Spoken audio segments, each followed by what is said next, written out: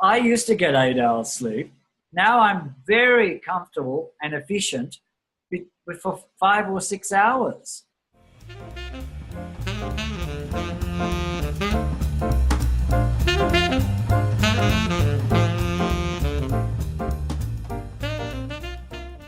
The wonderful thing about Buteko's method is it addresses the most important habit we have, the one we do 26,000 times a day approximately, the one we've been doing for as long as we've been alive, 24/7, and the one associated with the strongest urge that humans have. The strongest urge that humans have, and animals by the way, is the urge to breathe. And it simply overrides all the other urges. We can survive without food for a long time, even months. Water for days. But without breathing, we can survive for 5 or 10 minutes. And Dr. Buteko was a genius to realize its critical role in our health and well-being, both mental and physical.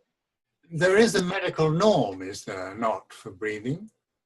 Indeed. And when one translates the physiology book, which puts carbon dioxide and breathing into a way that the average person might not be able to work it out. But if one translates it and understands it, one would find that normal breathing for a healthy adult at rest would be somewhere between 3, 4, if you're a big person, maybe 5 liters a minute. But really a small amount, if you divide it by the number of breaths an average person takes, which might be around 15 or something per minute, the volume of each breath is tiny. It's simply not a noticeable thing. It would look like somebody practicing meditation.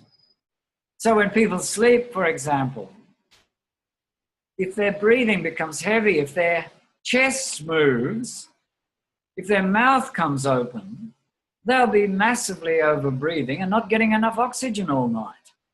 There's a relationship between the position in which one sleeps and the breathing. Some people find they have a better sleep if they're a little elevated, and some people simply can't sleep on the back. And of course, Professor Buteko discovered that sleeping on the back is the most dangerous position for the breathing.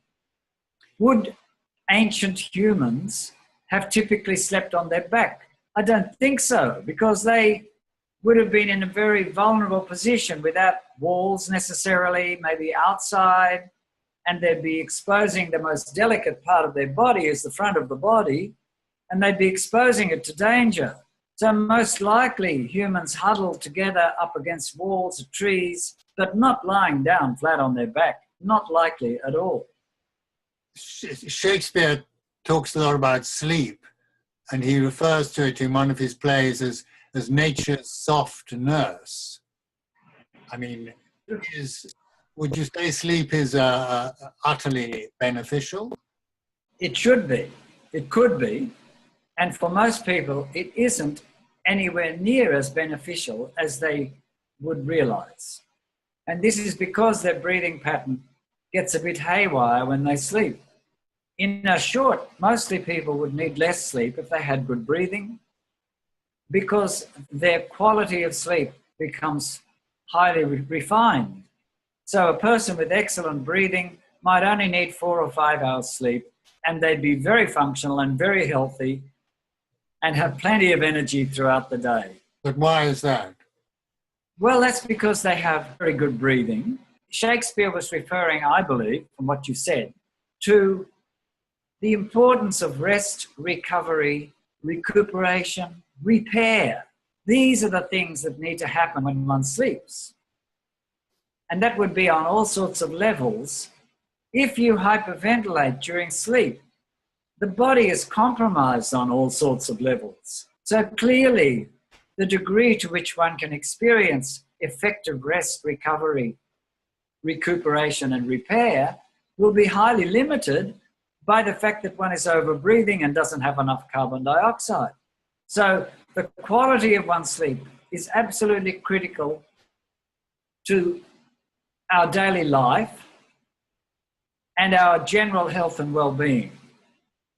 But unfortunately, the way this is understood in modern society. It's misleading. People are told you should get 8 hours sleep. I never have to sleep 8 hours anymore, and I have much better energy. I do more exercise than I ever did before. I eat less, I sleep less, I breathe less. And this has made me much more functional. Moderation in all things. Indeed, they say that less is more.